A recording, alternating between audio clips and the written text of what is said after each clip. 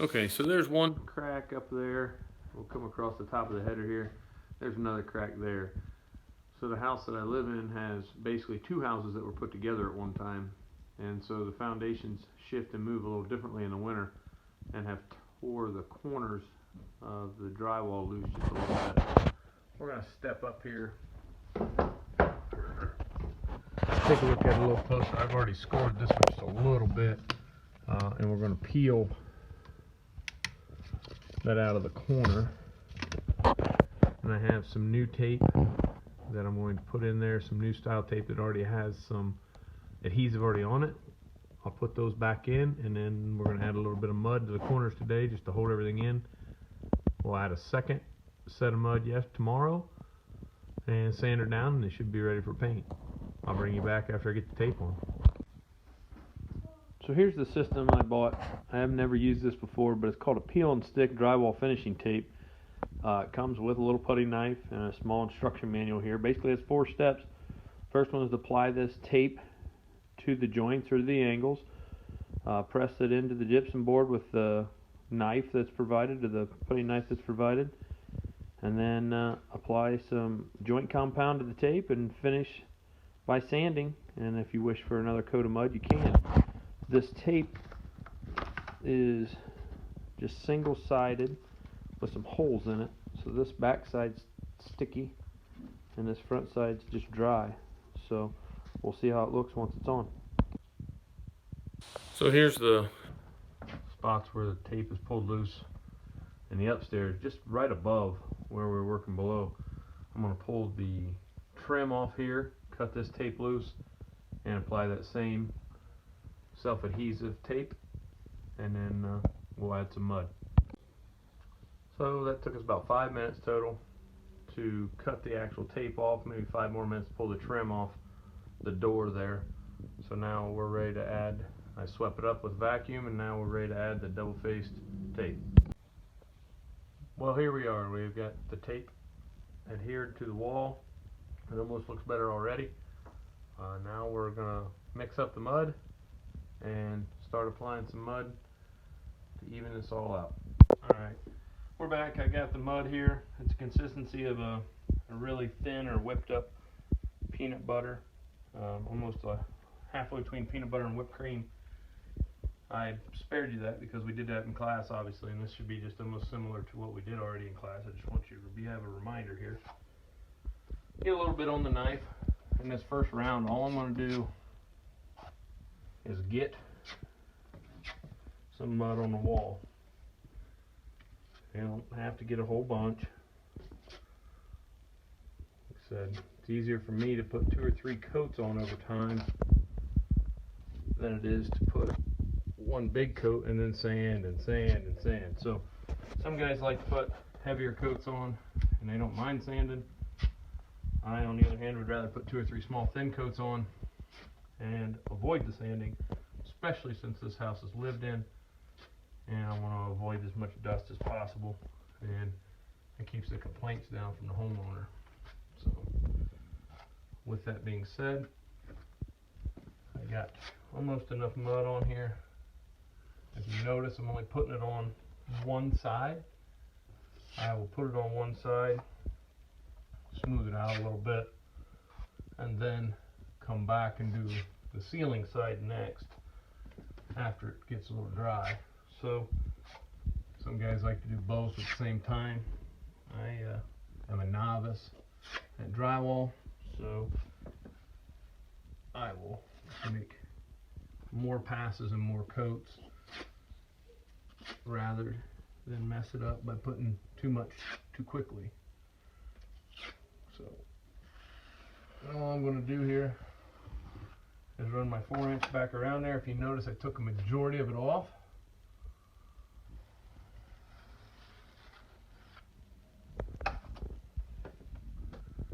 And that one there, I might have not had enough to start with, so I'll come back again on that one. So the same thing here. Put a little bit more here so I have some to pull from first.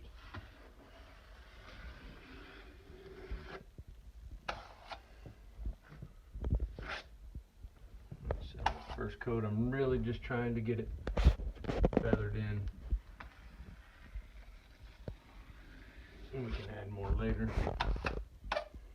Rather than sand, some of this right here I'll just pop off like that once it dries.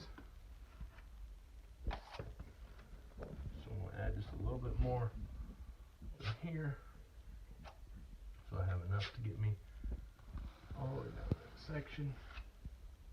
That's under the trim, so I'm not too concerned about that. And I'll finish up this little section of the wall down to where the rosette was covering. I feel that these broke loose over time, more because such a small area where the rest of the walls were able to hold it all together. This is such a small area where the house kind of comes together with the roof and the walls and the door frame in a way. It just kind of moved over time a little more than some of the other stuff. So I've done one thing I hate to do already, and I'm going to make a second pass over an area I liked already because I was talking and did something I didn't like. And now you get yourself in a situation where you just keep feathering until you don't like yourself anymore because you've done too much. So at this point, I'm going to pretty well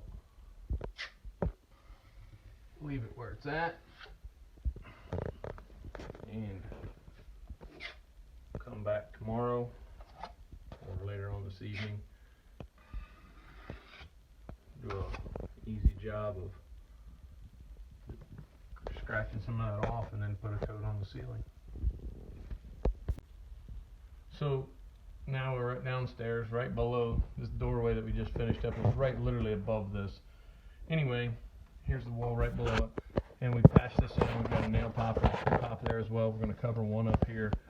Did the exact same thing on the other side of the kitchen, but it's easier just for the film reasons to do just one side for you.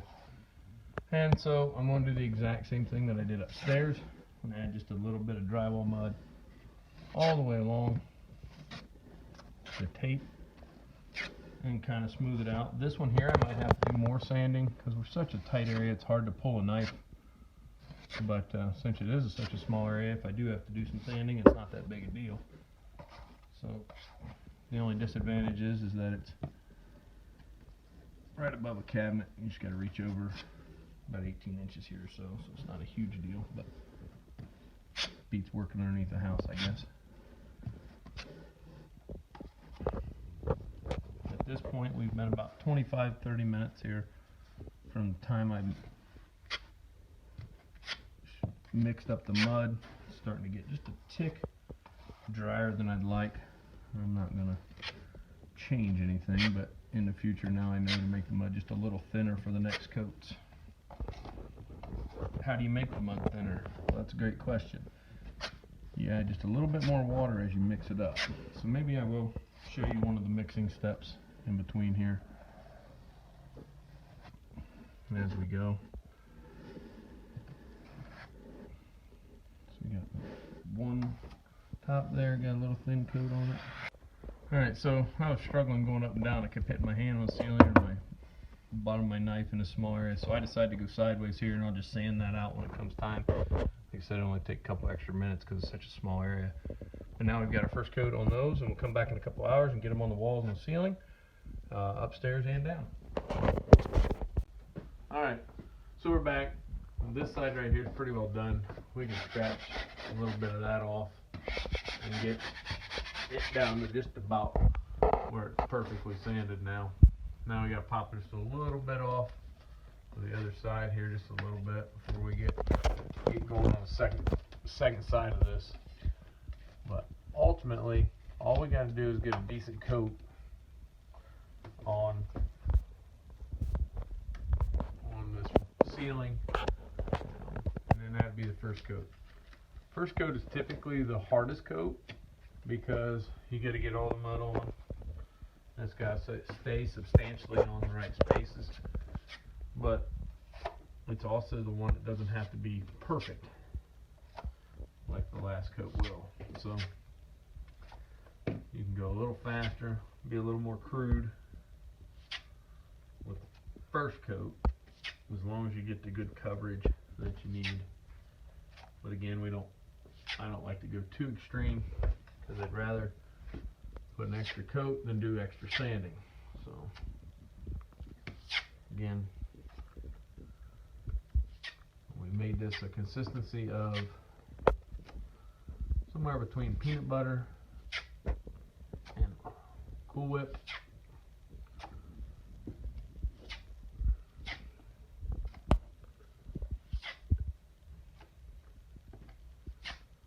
I forgot to tell you that the first coat went on pretty decent, and I was pretty happy with the way that's set up. Some people ask, why don't you use a corner edge trowel here? Because there is such a thing as a corner edge trowel. In these old homes, it's very difficult to use a corner edge trowel because of the simple fact that these aren't perfect 90 degrees anymore. Either other people have added drywall through it or plaster through it, and they said, well, them old homes, they're not square, and they kind of blame that on the carpenter at that point. It's not the carpenter's fault. The material that they were using came straight from the woods, and it wasn't kiln dried. So we use lumber that is dried in a factory, and it's easier to keep straight and square over the years. Where they're pulling the lumber right from trees, and it's harder to get it dried out. And so what it does is it dries as the house dries. Well, that becomes twisted and stuff like that after the house is already built. So that's why you get your crooked houses, not because the men of other generations weren't good carpenters. It's more because the lumber shifts over time. Or one thing it could possibly be right off the rip is bad foundation. They didn't have the technology that we do with excavators and things like that to make sure that the houses were good and dug down deep for frost lines and those type of things. So, all right, well, I'm going to finish straightening this out, and then we'll come back to you and show you what it looks like. Okay, we already have some in this corner. We had a slight delay, so some of my mud obviously is a little drier than I'd like it to be again, but it's okay. We only got a couple feet to go here, and it's only the first coat, so we can obviously sand it down. So, had my nephew call me, who's in the Marine Corps out in California, and so when you get an opportunity to talk to family who's serving in the armed forces, you don't delay those over drywall. So here we are, and once again, like you can see here, we got some dry spots. I'll work through those, but I think it's important that I took that phone call to talk to him. Meanwhile, these spots have been here for years, and he tried calling me, so I thought it was a good idea to answer those simple phone calls.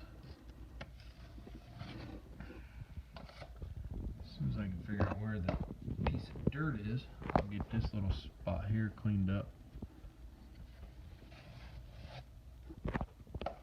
The only reason why I'm fixing these corners is because the lady of the house told me to get them fixed about 6 or 8 years ago, and I said it's going to take something crazy happening in this world for me to fix this before we tear this house down. And here we are, fixing these before we tear this house down. So here we are.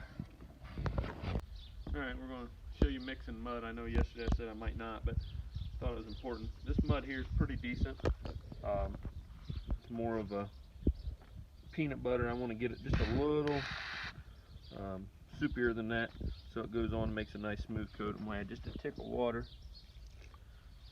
and go ahead and mix it up here.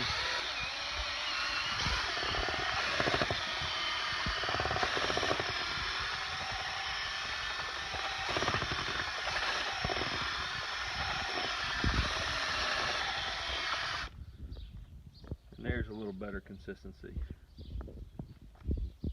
Alright, so I took the liberty of scraping big spots off on the wall here with the 4-inch knife, and we've got the mud in the pan here. I'm going to add some more mud and get it out there a little wider. Then we're going to smooth it out with a 6-inch knife here in a minute. So the second coat here, add a little bit, starting from the top down, corner out, and this time I can add it to both sides at a time if I want, or I could add it to one side and come back and do another side again. We'll see how it smooths out to see what we do here. Once again, I do have a corner trial knife, but in such a small area, it sometimes can be a pain to do that. I take the wider knife,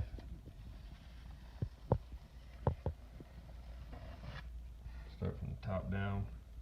I'll go from the bottom up, see if we can't get it to take a good coat, and if it does, feathered out pretty well there. I feel like I might add a little bit here at the top corner, and then this side might be good to go.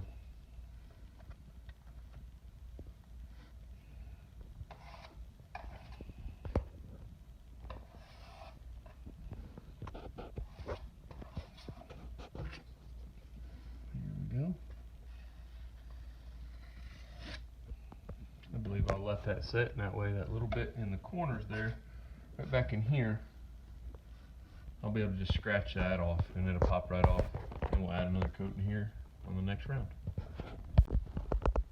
Okay, so we're going to do the ceiling first on this side. And once again, I'm just going to add some mud with the 4-inch, go back with the 6 and try it out. We scraped the ceilings and walls a little bit there, get the big stuff off, similar to what we did downstairs. And all we're doing is just adding a little coat here with the 4, and we're going to come back and clean it up with the 6. Remember, the first coat was just to get the mud to adhere to the paper, and now we're starting to make it look like a finished product. And I'm going to do the ceiling here first, and then I'll come back after that dries and do the wall. And it looks like if it does well here, we'll be able to just do one sand job and should be done, ready for paint.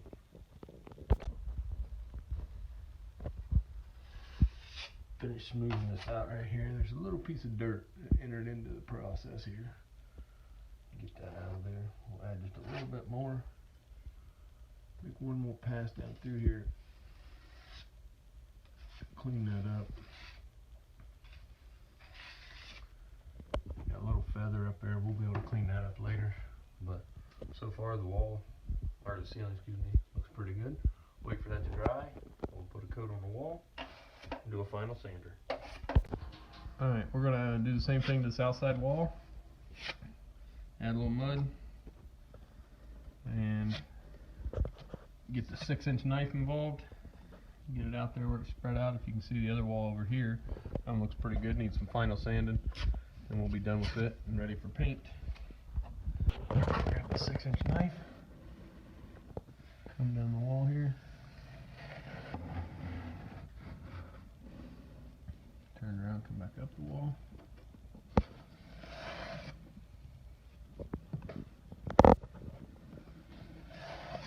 Even a spot like that, and scratch right off since that other side was already dry.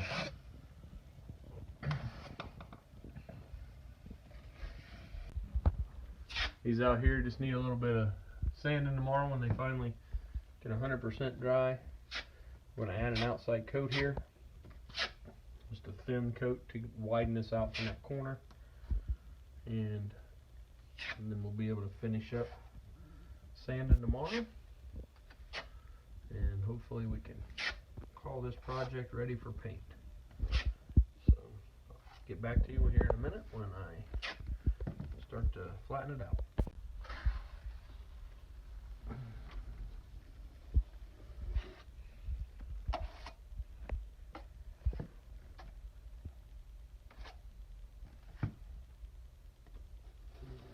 Just a little more down that corner.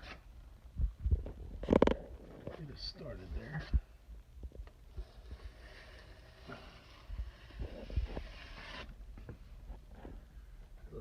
pretty decent up to there. We'll get a little sanding on that.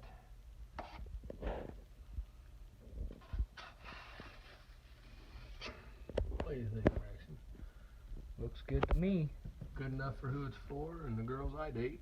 Alright, so on small jobs like this, I don't get out a big sander or anything crazy. I have these, found these at Harbor Freight. They're just sponges that have sandpaper around the outside so they flex.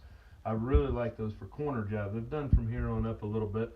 I wanted to show you guys what it does here to the wall. There's just a slight feather in here, and to get it out onto this wall, and then definitely what it does in this corner seam. This process is very dusty, and I always like to have a vacuum near me.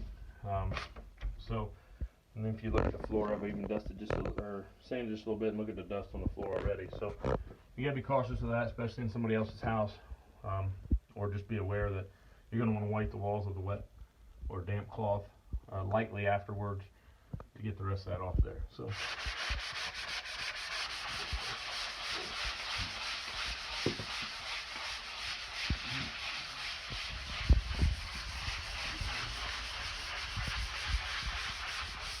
As you see, you can take that seam right out right away, and that part's really good. So I'll do this side, then I'll do the corner.